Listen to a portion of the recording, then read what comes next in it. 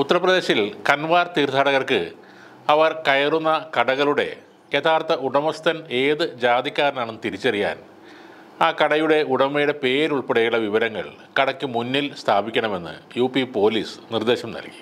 മുസാഫർ നഗർ ജില്ലയിലെ റെസ്റ്റോറൻറ്റുകൾ, ചായക്കടകൾ, ഫ്രൂട്ട്സ് വിൽക്കുന്ന കടകൾ, വഴിയോരത്തുള്ള ധാബകൾ എന്നിവർക്കാണ് ഈ നിർദ്ദേശങ്ങൾ നൽകിയത്.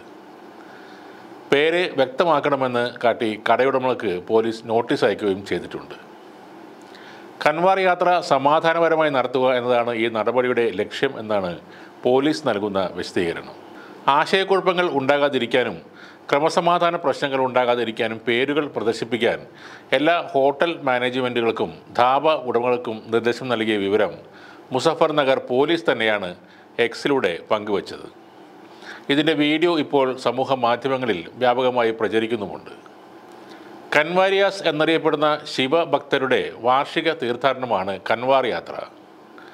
ഉത്തരാഖണ്ഡിലെ ഹരിദ്വാർ, ഗൗമുഖ്, ഗംഗോത്രി എന്നീ തീർത്ഥാടന കേന്ദ്രങ്ങളിലേക്കും ബീഹാറിലെ ബഗൽപൂരിലെ സുൽത്താൻഗഞ്ചിലെ അജ്ഗേബി നാഥിലേക്കും ഗംഗാ നദിയിലെ പുണ്യജലം കൊണ്ടുവരാൻ വേണ്ടിയാണ് അവർ ഈ തീർത്ഥയാത്ര നടത്തുന്നത്.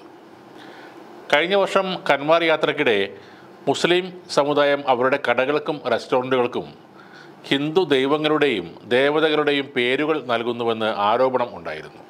ഈ വർഷം തീർത്ഥാടകർക്ക് ശരിയായ സ്ഥലത്ത് ഭക്ഷണം കഴിക്കാനും വിശ്രമിക്കാനും കഴിയുന്ന തരത്തിൽ എല്ലാ ഭക്ഷണശാലകളും ഹോട്ടലുകളും അവരുടെ ഉടമകളുടെ പേരുകൾ പ്രദർശിപ്പിക്കണം എന്നായിരുന്നു അവരുടെ ആവശ്യം. എന്നാൽ ഈ സംഭവത്തിനെതിരെ വിമർശനവുമായി AIMIM നേതാവായ അസദുദ്ദീൻ ഒവൈസി രംഗത്ത് വന്നിട്ടുണ്ട്. ഈ നീക്കത്തെ മുൻ ജർമ്മൻ ഏകാധിപതി ഹിറ്റ്ലറുടെ നയങ്ങളോടാണ് ഒവൈസി താരതമ്യം ചെയ്യുന്നത്. ഉത്തർപ്രദേശ് പോലീസിൻ്റെ ഉത്തരവനുസരിച്ച് ഹോട്ടലുടമയും വണ്ടി ഉടമകളും തൻ്റെ പേര് ബോർഡിൽ ഇടേണ്ടി വരും. അതിനാൽ ഒരു തീർത്ഥാടകരും അബദ്ധവശാൽ പോലും ഒരു മുസ്ലിം ഉടമയുടെ കടയിൽ കയറില്ല, അവരുടെ വണ്ടിയിലും കയറില്ല. ഇതിനെ ദക്ഷിണാഫ്രിക്കയിൽ വർണ്ണവിവേചനം എന്നും ഹിറ്റ്ലറുടെ ജർമ്മനിയിൽ ജൂതൻ ബോയ്ക്കോട്ട് എന്നുമാണ് വിളിച്ചിരുന്നത്. ഇതാണ് അസദുദ്ദീൻ ഉവൈസി പറഞ്ഞത്. ഉവൈസി പറഞ്ഞതിലും കാര്യമുണ്ട്. ഒരു സംസ്ഥാനത്ത്, ഒരു പ്രദേശത്ത് ഒരു ഉത്സവം നടക്കുമ്പോൾ അവിടുത്തെ സ്ഥിരം കടക്കാർക്ക്, കച്ചവടക്കാർക്കെല്ലാം അതൊരു ഉത്സവം തന്നെയാണ്. അതിൽ ജാതിയും മതവും നോക്കാറില്ല. അവർക്ക് വളരെയധികം കച്ചവടം ലഭിക്കുന്ന ഒരു സീസണാണത്.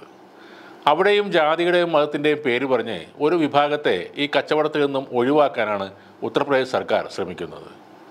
നമ്മുടെ കേരളത്തിൽ എത്രയോ ഉത്സവങ്ങൾ നടക്കുന്നു.